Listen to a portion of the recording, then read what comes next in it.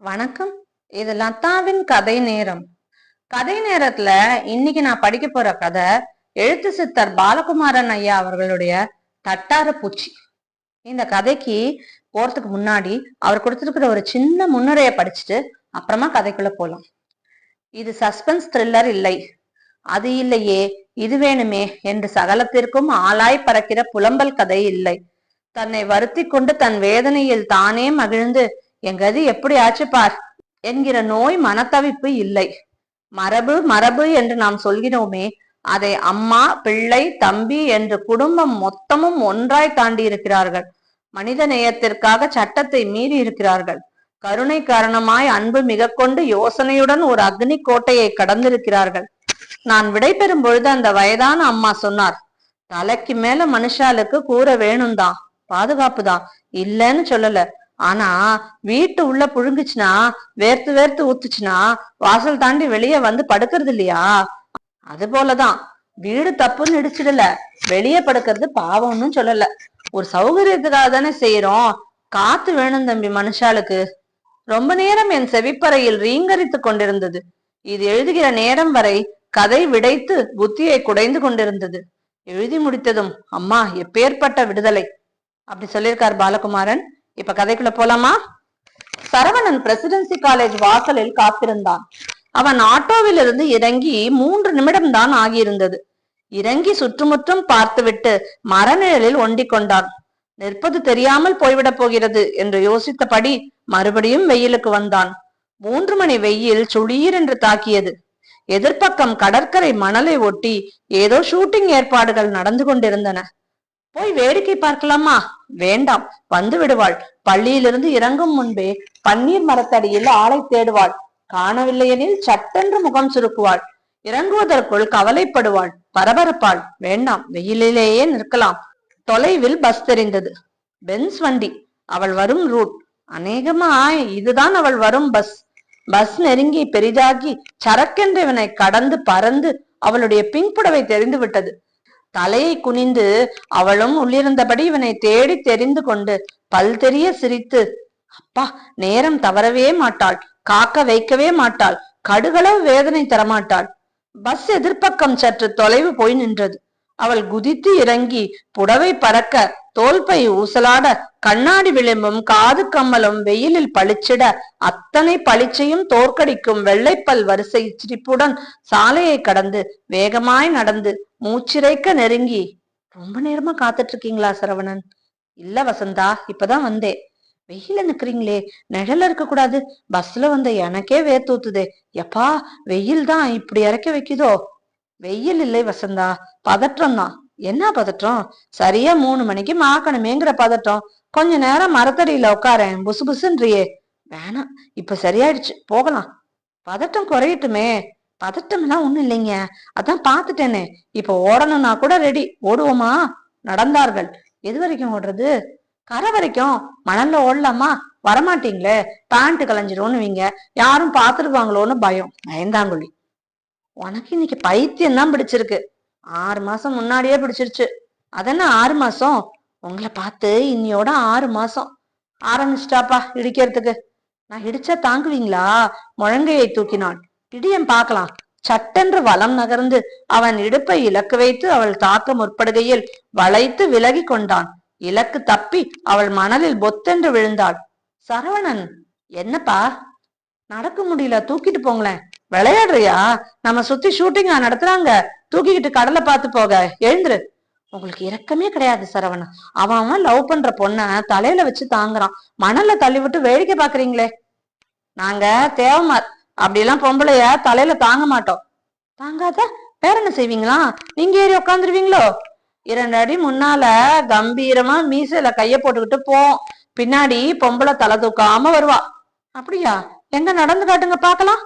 சரவணன் வட்டமடித்து திரும்பி மணலில் கால் புதைய தலையை உயர்த்தி நடந்தான். 10 அடி நடந்து திரும்பினான். அவள் எதிர்பக்கம் விறுவிறு என்று போய் கொண்டிருந்தாள். ஏ வசந்தா வசந்தா! கால் பிடறிப்பட அவள் பின்னால் ஓடினான். என்ன இது, நல்லா இருக்கா? பொம்பளை பின்னால ஓடி வரீங்களே, உங்க ஜாதி ஜனம் பார்த்தா என்ன சொல்லும்? திரும்பாம கரை வரைக்கும் போக வேண்டியது தானே. நீ யாருமா? எங்க ஜாதி ஜனம் தானே. ஆம்பளைக்கு எதிர்பக்கம் நடக்கிறியே, விடுவோமா? தலைப்பின்னலோட கரகரன்னு இழுத்துட்டு வந்துருவோம். அது அந்த காலம். ஏன் இப்ப என்ன செய்திருவீங்களா? பின்னல்ல கை வைக்கிறதும், குடிச்சிட்டு வந்து பொம்பளை அடிக்கிறதும், ஆடு மாடா நடத்துறதும், அப்படி இருக்கிறவன் தான் ஆம்பளைங்கிறதும். வசந்தா சட்டென்று நிறுத்தினாள். தலையை குனிந்து கொண்டாள். வசந்தா, வசந்தா, ஏன் சீரியஸ் ஆயிட்ட? What is wrong? வசந்தா, விளையாட்டுக்கு தானே பேசணும். விளையாட்டு தாங்க. சட்டுன்னு மனசு எங்கேயோ போயிடுச்சு. அம்மா ஞாபகம் வந்துருச்சு. சாரி சரவணன். சி, வா, இதுக்கு போய் என்ன சாரி? வா, கூட வா. நானும் மருட்டுத்தனமா பேசிட்டேன். இல்லைங்க, நீங்க பேசினது விளையாட்டுன்னு நல்லா தெரியும். நான் தான் உழப்பிக்கிட்டேன். படகண்ட உட்காரலாமா? எதிரே அலைகள் குழந்தைகளாய் உருண்டு வெள்ளையாய் சிரித்தன. சிலுக் சிலுக் என்ற சத்தம் எழுப்பிய காக்கைகள் சற்று தூரம் கடல் மீது பறந்து விட்டு திரும்பின. நானும் இந்த மாதிரி நீர்காக்கதானோ என்னவோ.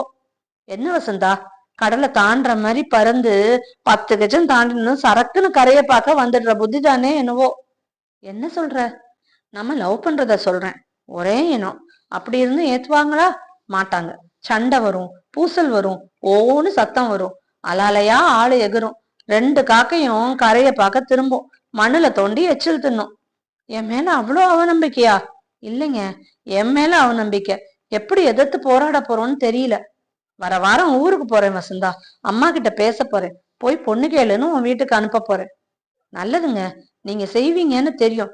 ஏண்டா, எந்த பொண்ணுன்னு கேட்டா என்ன பதில் சொல்வீங்க? எனக்கு பிடிச்ச பொண்ணு, படிச்ச பொண்ணு, அறிவாளி, அறிவு கேட்டு அடக்கம் எல்லாம் சொல்லுவேன்.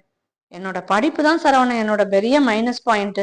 எம்ஏ லிட்ரேச்சர் மீனறியுமான்னு கேட்பாங்க, சோறு கலையுமான்னு கேட்பாங்க. அறியும்னு சொல்றேன். ஆனா மீனறியறது மட்டுமே வாழ்க்கையில சரவணன். சோறு பொங்குறது, குழந்தை பெத்துக்கிறது மட்டுமே கொடுத்தனும் இல்ல. நம்ம ஜாதி பொண்ணுல படிக்க வைக்கணும். அத்தனை பொண்ணும் காலேஜ் வரணும், உலகம் கத்துக்கணும். வசந்தா படிச்சது அது மாதிரி நீயும் படின்னு சொல்லணும். வேலைக்கு போகணும். ஆம்பளையே கதின்னு இல்லாம, வீடு பெருக்கத்தான் பிறப்பேன்னு இல்லாம, எங்க அம்மா பட்ட கஷ்டம் படாம, எனக்குள்ள இப்படி ஆசைகள் நிறைய இருக்கு சரவணன். எனக்கு பிடிச்சிருக்கு வசந்தா. எது? உன்ன, உன் ஆசைய எனக்கு பிடிச்சிருக்கு. அதன நம்ம ஜாதி பெண்களை மட்டும் பிரிக்கிற? ஐயோ, அங்கிருந்து ஆரம்பிக்கிறேன், அவ்வளவுதான். எனக்கு யார் மேலேயும் வெறுப்பு இல்லைங்க. வெரி குட், நான் ரெடி. எதுக்கு? கல்யாணத்துக்கு. கல்யாணத்துக்கு அப்புறம் சமூக சேவைக்கு. தேங்க்யூ சரவணன். ஒரு வேண்டுகோள். என்ன? இந்த சாரி தேங்க்யூ ரெண்டையும் விட்டுடேன். ரொம்ப பிரிச்சு போடுது நம்ம. தேங்க்ஸ். சாரி சரவணன். ரெண்டையும் கடைசியாய் சொல்லி வாயை பொத்தி கொண்டு நெடுநேரம் சிரித்தாள். என்ற மதன்னை கை விலங்குகள் போகும் என்று உணர்ச்சியுடன் பாடினாள். சரவணன் கைகளை எடுத்து கண்களில் ஒற்றி கொண்டான். நிஜமா சொல்றேன், இப்படி ஒரு பொண்ண மனசுல கொண்டாடிட்டு எப்படிதான் இத கல்யாணம் செஞ்சுக்கிட்டீங்களோ? அப்ப அண்ணே, நீங்க நிம்மதி இல்லாம இருக்கிறதுக்கு காரணம் அண்ணி மட்டும் இல்ல, இந்த பொண்ணும் தான். அவங்கள, அதான் உங்க வசந்தா, அவங்கள பார்த்தேன். அதேபடியாதான் இருக்காங்க. கொஞ்சம் முன்னைக்கு முகம் இப்ப வாட்டமா இருக்குது. ஆபீசர் ஆயிட்டாங்களாம். அண்ணன் சௌக்கியமான்னு கேட்டாங்க. நான் பதிலே சொல்லல. என்ன நினைச்சிட்டு இன்னொரு பொண்ணை கஷ்டப்படுத்த போறாரு. பண்பாவம் பொல்லாது. அப்படிலாம் யாரையும் கஷ்டப்படுத்த வேணாம்னு சொல்லுங்க. மிருதுவா பேசுனாங்க. உங்க நிலைமை மொத்தத்தையும் சொல்லிடணும்னு தொண்டை வரைக்கும் வந்துச்சு. சரி, உங்களண்ட பேசிட்டு பின்னாடி சொல்லுவோன்னு சும்மா இருந்துட்டேன். சொல்லுங்கண்ணே, போய் சொல்லிடவா? என் தம்பி ஆண்டான். என்னை விட ஒரு பிடி உயரமாய் வளர்ந்தவன். சென்னையில் லாரி சேசிஸ் கம்பெனியில் போர்மேன். பெயர் செல்வராஜன். இன்ஜினியரிங் டிப்ளமாக்காரன். துடுக்கும் திமிரும் வெள்ளை குணமும் உடையவன். என் மீது கீறல் பட்டாலும் வெகுண்டு எழுபவன். என்னுடைய இந்த 5 வருட வேதனையை தாழாமல் சதா அரற்றுகிறவன். சொல்லுங்கண்ணே, போய் வசந்தா கிட்ட சொல்லிடவா? சொல்லி 2ஆம் தரமா கேக்குறது? எழுந்து போடா. அண்ணே, எரியிற பொண்ணுல நீ வேற கத்தி பாய்ச்சாத, எழுந்து போடா. அண்ணே, சகலத்தையும் சொல்லி சந்தோஷமா இல்லன்னு சொல்லி, எங்க அண்ணன் வாழவே இல்லைன்னு சொல்லி, தவறு நடந்தது போச்சுன்னு சொல்லி மன்னிப்பு கேட்டு மறுபடியும் அவங்கள சம்மதிக்க வச்சு. தம்பி, எழுந்து போடா. அண்ணே, என்னால முடியும் அண்ணே. உன்னால முடியாது. முடியாது முடியாது. நல்லது, எனக்கும் ஒரு நாள் முடியாம போயிடும் அண்ணே. என்னதுடா? 3 மாசத்துக்கு ஒரு தடவை கிராமத்தை பார்க்க வருவேன் பாருங்க, அது முடியாம போயிடும். அண்ணன் ஒருத்தர் அம்மா ஒருத்தி உண்டுங்கிற உறவு கொண்டாட வரேனே, அது முடியாம போயிடும். பட்டணத்து பரபரப்பு தாங்காம 2 நாள் நிம்மதியா இங்க வரலான்னு பொட்டிய தூக்கிட்டு வரேன் பாருங்க, அது முடியாம போயிடும். இது என்னன்னு எழவு வீடு மாதிரி உள்ள வந்தா வாடான்னு கூப்பிட கூட மனுஷா இல்லாத போய் இங்க வர்றதுக்கு பதிலா எங்கேயாவது ஆந்திரா பக்கம் போனா நிம்மதியா குடிச்சிட்டு கூத்தடிக்கலாம். தம்பி, டேய் சும்மா இருங்கண்ணே, கொண்டாடுறதுக்கு தானே உறவு. சும்மா மோட்டு வலைய பாத்துக்கிட்டு அம்மா உட்காந்துருப்பாங்க, முழங்கால கட்டிக்கிட்டு திண்ணையோட அண்ணன் இருப்பாரு. ஊட்டு நடுவ தட்டார பூச்சிய பிடிச்சுக்கிட்டு அண்ணி நிக்கோன்னு நான் பட்டணத்துல இருந்து ஓடி வரவா? உங்க அண்ணியே ஒரு தட்டார பூச்சிடா, அதுக்கு எப்படிடா துரோகம் பண்றது? இந்த புத்தி முதல்ல இருந்திருக்கணும். எனக்கு கொடுத்தனும் வேணாம், வாழ்க்கை வேணாம், எங்க அம்மா கூட பிறந்த தம்பி முக்கியம், என் மாமா மனசுக்குள்ளத மறுபேச்சு இல்லாம அவர் பொண்ணுக்கு தாலி கட்டுறது முக்கியம்னு பட்டிருக்கணும். பீச்சுக்கு போயிருக்கப்படாது, சமூக சேவை பேசியிருக்கப்படாது, பாரதியார் பாட்டுல மகிழ்ந்து போய் வாக்கு கொடுத்திருக்க கூடாது. எப்படிடா இதெல்லாம் தெரியும் உனக்கு? வெளாவரியாதான் எழுதி வச்சிருக்கிய டைரியில. ஏமாந்த கதை மொத்தமும் கால் பக்கம் அரை பக்கமா வரைஞ்சு தள்ளி இருக்கியே. வயிறு எரியுதுண்ணே படிக்கிறப்போ. நான் சொல்றத கேளுண்ணே. செல்வராசு, சத்த இப்படி வா. உள்ள இருந்து குரல் கேட்டது. ஆத்தா கூப்பிடுறாங்க. நாம பேசுனது காதுல கேட்டுடுச்சு போல. ஏமா, என் தாயே, எங்க மாமன் சொல் தட்டாத தர்ம தேவதையே, நீ வெளியில வா, நான் வர முடியாது உள்ள. செத்த உள்ளவா செல்வராசு. வர்றதுக்கு இல்லம்மா, உன் பேச்ச கேக்குறதுக்கும் இல்ல. உன் பேச்ச கேட்டு எங்க அண்ணன் பட்டது போதும். நான் கேட்க முடியாது. உனக்கு வேணும்னா வெளியில வா, இல்லைன்னா கேட்டுக்கிட்டு பேசாம கடை. சுவரை பிடித்தபடி கிழவி வெளியே வந்தாள். அதிகமாக நரைத்து போயிருந்தாள், ஆடி போயிருந்தாள். கண்கள் இடுங்கி அழுகை எந்நேரமும் முகத்தை உடைத்து கொண்டு வழியும் வேதனையோடு வந்தாள். அவனை ஏன் போட்டு புடுங்குற செல்வராசு? நான் அவனுக்கு பண்ணின கொடுமை போதுமடா. பாலாரா தாண்டா போச்சு. அகலக்கரையும் 50 மைல் நீளமும் அடிச்சு புரண்டு ஜலம் போவோம்னு தான் பார்த்தேன். பாலாரா போச்சு. கையகல தண்ணி கூட இல்லாம போச்சு. அதுக்குதான் சொல்றேன், திருப்பி விடுன்னு. ஊரு ஒத்துக்குமா? ஏன் ஒத்துக்காது? சட்டப்படி தப்பாச்சு செல்வராசு. குப்பை சட்டம். ஆளு உலர்ந்து உடஞ்சிடுவானோன்னு பயப்படுறேன். சட்டம் காட்டி பேசுறியே. இப்படி பேசி பேசிதானே எங்க அண்ணாத்தைய ஒரு வழி பண்ணிட்ட. டேய், நான் அவனை பெத்தவடா. அவன் வாழ்க்கை கெட்டு போகணும்னு நான் செய்தேன். என்னையும் சேர்த்து ஏமாத்திட்டாங்கடா. ஏமாத்தினாங்கல்ல, பதிலுக்கு ஏமாத்து. இந்த பொண்ணை என்ன பண்றது? அத பொறவு பாத்துக்கலாம். அண்ணாத்த நிலைமைய கவனி. என்னதான் சொல்ற? புரியலையே. பட்டணத்துல நல்லபடியா நல்ல ஜாதி பொண்ணா கண்ணு நிறைஞ்சவளா பார்த்து அண்ணன் மனச பறி கொடுத்திருக்காரு. விவரம் தெரியாம நீ பாதியில மடக்கி இங்க உட்கார வச்சு ஒரே சாயங்காலத்துல பாக்குவத்துல மாத்தி உறவு பொண்ண உன் தம்பிக்கு நீ வாக்கு கொடுத்துட்டேன்னு. அவங்க வாழ முடியல. அண்ணி, எங்க அண்ணி அது தெய்வம். இடது கையில தட்டார பூச்சியும் வலது கையில புடவனையுமா பிரபஞ்சம் பத்தி பேசுற தெய்வம். இன்னொருத்தனா இருந்தா கல்யாணத்தன்னிக்கே கழுத்து பிடிச்சு அந்த பொண்ணை வெளியில தள்ளியிருப்பான். நாம செய்யல. நாளானா சரியா போடும்னு 4 பேர் சொன்னாங்க செல்வராசு. அது மட்டும் இல்லம்மா, அது நம்ம வீட்டு பொண்ணு. எங்க எத்துறது? எத்தி யார் வீட்டுக்கு அனுப்புறது? எதிர்த்து பேசுனா அடக்கிடலாம், கெட்ட மனசா இருந்தா விரட்டலாம். இது என்ன செய்யறது? அதுக்கு விவரமே தெரியாதுன்ற போது அண்ணன் படுக்க திண்ணையோட தான் ஆயிட்ட போது யோசனை செய்வானாமா? தம்பி, எனக்கு அந்த மாதிரி ஆயிட்டா, உங்க அண்ணி நல்லா இருந்து நான் பைத்தியம் ஆயிட்டா என்னடா செய்வ? இதையே செய்வேன் அண்ணன், சத்தியமா செய்வேன். நடுவழியில பாரமாயிட்டா தாங்கத்தான் செய்யணும். தொங்கறதே கோணல்னா நேர் செய்ய வேணாமா? நீ செய்யறது இருக்கட்டும், போ சாப்பிடு போ. தம்பிக்கும் சோறு போடுமா. அண்ணி, சாப்பிட வரியா? ஹை செல்வராசு, தட்டார பூச்சி வாங்கி வரேன்னு சொன்னியே பட்டணத்துல இருந்து. தட்டார பூச்சிக்கு பட்டணம் போகணுமா? நம்ம வாசல் திண்ணையிலேயே சரகுடைஞ்ச பூச்சியா ஒண்ணு உட்காந்துட்டு இருக்குது, நீ பாக்கல? இல்லையே, உங்க அண்ணன் தான் இருக்காரு. எங்க அண்ணனா? உன் வீட்டுக்காரர் இல்ல? இல்லையே. தட்டார பூச்சி பட்டணத்துல இருந்து புடிச்சாரேன், சாப்பிடவா. சரவணன் திண்ணை விளிம்பில் முழங்காலை கட்டி கொண்டு முகவாயை நடுவியை தேக்கியபடி தனியே வெறித்து கொண்டிருந்தான். 5 வருஷமாய் இதே திண்ணை, இதே விளிம்பு, இதே விதமான அமர்வு. என் வாழ்க்கை ஏன் இப்படி ஆயிற்று என்ற கேள்வி. காயறுக்காத தோப்பும் கீறி திரும்பாத வயலும் மேய்ச்சலுக்கு அனுப்பாத மாடும் வெள்ளையடிக்காத வீடும் மனசோடு சேர்ந்து தவித்து கிடந்தன. உன்னை படிக்க அனுப்பிச்ச போதே வாக்கு கொடுத்துட்டேன்டா சிரவணா.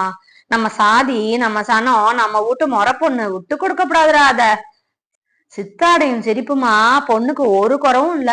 அம்மா கெட்டது சொல்லுமா, சரின்னு சொல்லு. சரவணா, நான் சரின்னு சொல்லிட்டேன், நீயும் சொல்லுப்பா. சித்தாடையும் சிரிப்புமாய் பெண் இருந்தது நிஜம்.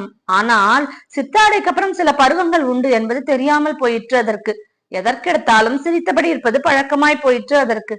பூப்பு நாள் தோஷம்னு சொல்றாங்கக்கா, போக போக சரியா போயிடும். அப்புறம் என் முன்ன 2 நாள் அனுப்புன்னு நான் எழுதுனா கூட மாட்டேன்னுடுவேன். சரவணன் தாயார் வெகுளியாய் நம்பினாள். இத்தனை சீரா, இத்தனை செனத்தியா என்று வியந்தாள். கணவன் அடமானம் வைத்த நிலத்தையெல்லாம் மீட்டு மருமகள் சீதனமாய் கொண்டு வருகையில் சாகும் வயதில் தனக்கு இத்தனை சந்தோஷமாய் என்று பெருமையில் பூரித்தாள். தன் தம்பி தன் குடும்பத்திற்கு கேடு செய்வானா என்று திடமாய் இருந்தாள். அவளிடம் முடிந்து போயிற்று. மனசும் வீடும் உறவும் முறிந்து போயின. பாக்கியத்தம்மா செஞ்ச புண்ணியம் பாத்திரமும் பண்டமும் அருக்கஞ்சட்டியும் அல்டாவும் தவளையும் உருளியும் பொட்டி நிறைய பட்டும் கல்லுகளா நகையும் சீரும் சனத்தையுமா மருமக வந்திருக்குது. நூலுல கட்டின 100 தட்டார பூச்சி, அந்த சீரு மறந்துட்டியடி. ஆற்றங்கரை முழுக்க இதை சொல்லி சொல்லி சிரித்தார்கள். ஆளாளுக்கு பேசிய அவமானத்தை சேராய் அப்பினார்கள். இனிய சரவணன், உங்கள் கடிதங்கள் கிடைத்தன. 2 நாள் பீச் கரையில் உட்கார்ந்து ரொம்ப நேரம் அழுதேன். இத்தனை படிப்பும் கம்பீரமும் புத்திசாலித்தனமும் நம்ம ஜாதியில அபூர்வம். இது எனக்கு கிடைச்சதுன்னு கர்வப்பட்டது தப்பா போயிடுச்சு. பாக்குவத்துல மாத்தின பிறகு ஓடி போறது அருந்த பட்டத்தை துரத்தி பிடிக்கிற மாதிரி. கைக்கு கிடைச்சாலும் உடம்பு கிழிஞ்சு போகும். யார் பண்ண பாவமோ நாம தெரிஞ்சது. இன்னும் பாவம் வேணாம் சரவணன். அம்மா வாக்கு கொடுத்தாச்சு. மீறி என்ன கூட்டிக்கிட்டு வந்தா யாரும் ஒப்புக்க மாட்டாங்க. கல்யாணத்தை முடிச்சு நல்லபடியா இருங்க. எனக்கு வேலை நிரந்தரம் ஆயிடுச்சு. சுலபமாவும் இருக்கு. உங்களை நான் மறக்க முயற்சி செய்யறேன். இனி எனக்கு கடிதம் எழுத வேண்டாம். 4 கடிதங்கள் போட்டதற்கு ஒரே கடிதம் பதிலாய் வந்தது. 4 வருடம் கழித்து அவள் தந்தை மறைந்தது பற்றி சொல்லும் அச்சடித்த காகிதம் வந்தது. 2 நாள் முன்பு அவளை சந்தித்ததாய் சொன்ன தம்பியின் செய்தி வந்தது. உபயோகத்தில் இல்லாத அம்மி மிதித்து மத்தியான வெயிலில் அருந்ததி பார்த்து தனக்கு நடந்த திருமணம் இப்படி வெளிரி போனது வசந்தாவுக்கு தெரியுமா? தெரியப்படுத்துகிறேன் என்கிறான் தம்பி. தெரியப்படுத்தி திருப்பி கொண்டு வருகிறேன். திருமணம் செய் என்று தைரியப்படுத்துகிறான் தம்பி. செய்யலாமா? நியாயம்தானா? ஊர் எதிர்க்காதா? உறவு சீராதா? உனக்கே நியாயம் என்று படுகிறதா? சரி, எத்தனை நாள் இப்படி திண்ணை விளிம்பில் கட்டின முழங்காலோடு காய்கிறது? அண்ணே, ராத்திரி வண்டிக்கு பட்டணம் போறேன். நீயும் அம்மாவும் சரின்னு சொல்றது இருக்கட்டும். அதுங்க கிட்ட போய் அதான் அந்த வசந்தா கிட்ட போய் விஷயத்த சொல்லி உங்களுக்கு சம்மதமானு கேக்குறேன். வசந்தா சரின்னுட்டா மேற்கொண்டு பேசுவோம். வரேன். தம்பி திடமாய் படியிறங்கி போனான். வசந்தா சரி என்று சொல்லிவிட்டாளாம். 2 காதையும் பொத்தி கொண்டு அப்படியே ஆபீஸ் வாசற்படியில் உட்கார்ந்து விட்டாளாம். ஐயோ ஐயோ என்று ரொம்ப நேரம் புலம்பினாளாம். எனக்கு ஒரு வரி எழுதக்கூடாதா என்று கோபப்பட்டாளாம். நான் தான் எழுத வேணான்னு சொன்னேன். பாவி, நான் சொன்னா உங்க அண்ணாத்த மீறாது என்றாளாம். துருவி துருவி இவனை பற்றி கேள்வி கேட்டாளாம். வைத்தியம் பார்த்துமா இப்படி என்று அதிசயப்பட்டாளாம். அத்தை கிட்ட கேள் தம்பி, நான் கட்டிக்காமையே அவர் கூட இருக்கேன் என்று சொன்னாளாம். மறுவாரமே தம்பி மீண்டும் வந்து சொன்னான். அம்மா இரவெல்லாம் பாடி புலம்பினாள். முள்ளு முனையில 3 குளம் வெட்டினேன், 2 குளம் பாழு, 1ல தண்ணியே இல்ல. வெளியே படுத்து கொண்டிருந்த தம்பி அம்மாவை பார்த்து சீறினான். தண்ணி இல்லாத குளம் அப்படியே இருக்கட்டும், பாழான 2ஐயும் சரி பண்ணு என்று கோபப்பட்டான். அம்மாவும் சரி என்று சொல்லிவிட்டாள். நானே இன்னொன்னு தேட நினைச்சேன். பருத்தியே துணியா காய்க்குதுன்னா உடுத்திக்கங்க என்று சொல்லிவிட்டாள். ஊரை விட்டு 40 மைல் தள்ளி சின்ன கோயிலில் மாலை மாற்றி தாலி கட்டி 4 நெருங்கின நண்பர்களும் 2-3 உறவுக்காரருமாய் சேர்ந்து முடித்து விடலாம் என்று நினைத்து தனித்தனியே ஏறி ரகசியமாய் ஒன்று கூடி புதுசு உடுத்தி நிற்கையில் தாய்மாமன் போலீஸோடு வருகிறார் என்ற செய்தி கிடைக்க அந்த சின்ன கும்பல் பயத்தில் உறைந்தது. சட்டப்படி குற்றம், மரபுப்படி தவறு. குறைந்தபட்சம் 7 வருஷம் நஷ்ட ஈடு வேறு கேட்க முடியும். அவமானம், கழிவிறக்கம். சரியென்ற பெரிய மனதுடன் வந்த பெண்ணுக்கு தீராத சோகம். கடவுளே கடவுளே, என் வாழ்க்கை ஏன் இப்படி ஆயிற்று? எந்த ஜென்மத்தில் யாரை பிரித்தேன்? எவர் கூட்டை கலைத்தேன்? சரவணன் அலைந்தான். அண்ணே, சரவணண்ணே, கொஞ்சம் பொறுத்துக்கண்ணே, எழுந்துருங்க. முதல்ல பைத்தியத்தை உங்க தலையில கட்டிட்டு ஆட்டம் வேற கட்டுறானா? நீங்க சும்மா இருங்கண்ணே, நான் வேலை காட்டுறேன் மாமனுக்கு. தம்பி, திண்ணையோட உக்காந்தவன ஜெயிலுக்கு வேற அனுப்ப இத்தனை காரியமாடா? அடைச்ச, யாரண்ணே ஜெயிலுக்கு போறது? நான் பாத்துடுறேன் அதையும் என்று கழுத்தில் இருந்த மாலையை தான் போட்டு கொண்டு பட்டை விபூதியும் குங்குமமும் அவசரமாய் தரித்து கொஞ்சம் பொறுத்துக்கண்ணே என்று மடமடர் என்று வசந்தாவிற்கு அருகில் போய் அமர்ந்து கொண்டான். போலீஸ் நுழைந்தது. மாமனும் மாமன் கூலிப்படையும் கும்பலாய் உள்ளே தொடர்ந்தனர். யாருங்க சரவணன்? நான் தான் இன்ஸ்பெக்டர். வாங்க, சந்தனம் எடுத்துக்கங்க. இருக்கட்டும், வசந்தா யாரு? மணமகள். பக்கத்துல யாரு? மணமகன், என் தம்பி செல்வராசன். யார் யாருக்கு கல்யாணம்? மணமகனுக்கும் மணமகளுக்கும் கல்யாணம். உங்களுக்கு இல்லையே மிஸ்டர் சரவணன்? இல்ல இன்ஸ்பெக்டர். பொய் பொய், ஏமாத்திரான் பொய். மாமன் கூச்சலிட்டார். இல்லைங்க மாமனாரே, எங்களுக்கு பொய் சொல்ல தெரியாது. பைத்தியத்தை பொண்ணுன்னு சொல்லி ஏமாத்த தெரியாது. பூப்பு தோஷம் போக போக சரியாயிடும்னு வெகுளியான தமக்கைக்கு வேடிக்கை கட்ட தெரியாது. போலீஸ கூட்டி வந்து என் தம்பி கல்யாணத்துல கலாட்டாவா பண்ற? நாங்க நல்லா வாழறது பிடிக்கலையா? ஏங்க இன்ஸ்பெக்டர், இதுக்கு மான நஷ்டம் போட முடியுமா? என்ன செக்ஷன்? யார்கிட்ட ரிப்போர்ட் பண்ணும்? இங்கேயே ஒரு பிராதி எழுதி கொடுக்கலாமா? சாரி மிஸ்டர் சரவணன், என்னவோ தவறு நடந்து போச்சு. ஏயா விளையாடுறியா? சரியான ஃப்ராடா இருப்ப போல இருக்க. வெளியில போயா. 10 நிமிஷத்திற்கு பிறகு போலீஸையும் காணும், மாமனையும் காணும். ஆள் அனுப்பிச்சு பாத்துட்டேன். மாமன் பஸ் ஏறி ஊர் தாண்டி போயிடுச்சண்ணே. இந்தாங்க மாலை, இந்தாங்க தாலி, நீங்க போய் உட்காருங்க. கெட்டு மேளம், கெட்டு மேளம். அம்மா அச்சதை போடுங்க, எல்லாரும் அச்சதை போடுங்க. ஆனந்த வாசியா, ஆனந்த வாசியா, மனம் குளர வாசி, திருப்பி திருப்பி வாசி. தாலி கட்டி கொண்ட வசந்தா தோளில் குலுங்கி அழுதாள். 5 வருஷம் காத்திருந்தது வீண் போகலைங்க என்று விசும்பினாள். ஊரை சீர்திருத்த பண்றேன்னு போறியடி, உனக்கு தெரிஞ்ச ஆம்பளை உடைஞ்சு போயிருக்கான், அவன் மனச சீர் பண்ண தைரியம் உண்டான்னு கேட்க வச்சிருக்கீங்க உங்க தம்பிய. நமஸ்காரம் பண்ண போறேங்க. அண்ணி, அண்ணி வேணாம், எனக்கு நீங்க பண்ண வேணாம். அண்ணே, அண்ணியோட சேர்ந்தாப்புல நில்லுங்க, நான் நமஸ்காரம் பண்றேன். 12 நிமிஷம் அன்னிக்கு பக்கத்துல புருஷனா உட்கார்ந்த தப்புக்கு நமஸ்காரம் பண்றேன். தயவு செஞ்சு மன்னிச்சிடுங்க அண்ணி. 12 நிமிஷம் பாவத்தை மன்னிச்சுட்டேன்னு சொல்லுங்க அண்ணி. செல்வராசு, அண்ணே, நாம பண்ணுனது சத்தப்படி குத்தம், மரபுப்படி தவறு. ஆனா யாரோட வருத்தம் இல்லைங்க அண்ணே, யாரையும் நோகடிக்கல அண்ணே, யார் வாழ்க்கையும் வீணடிக்கல அண்ணே. செல்வராசு, உனக்கு எப்படிரா தம்பி நான் நன்றி சொல்றது? ஒன்னே ஒண்ணு செய்யுங்கண்ணே, கடைசி வரைக்கும் மூத்த அண்ணிய நீங்களோ வசந்தாவோ அலட்சியம் பண்ணாம இருக்கணும். அது தட்டார பூச்சின்னு சரகு முறியாம வீட்லயே சுத்திக்கிட்டு இருக்கட்டும். கையடிச்சு கொடுக்கணும். 2 பேரும் அதை நோகடிக்க மாட்டேன்னு சொல்லணும். செல்வராசு, பட்டணத்துல இருந்து தட்டார பூச்சி கொண்டாட நீ கொண்டாந்துருக்கேனே. எங்க? அந்த பாரு, மாட்டு வண்டியில இறங்கி வருது பார். ஜடையெல்லாம் வச்சுட்டு குஞ்சனை சுத்தி நானும் அண்ணாத்தையும் பட்டணத்துல இருந்து புடிச்சுக்கிட்டு வந்தோம் உனக்குன்னு. அது கல்யாண பொண்ணு மாதிரி இல்ல இருக்கே. போய் பேர் என்னன்னு கேளேன். கல்யாண பொண்ணு, உன் பேர் என்ன? தட்டார பூச்சி.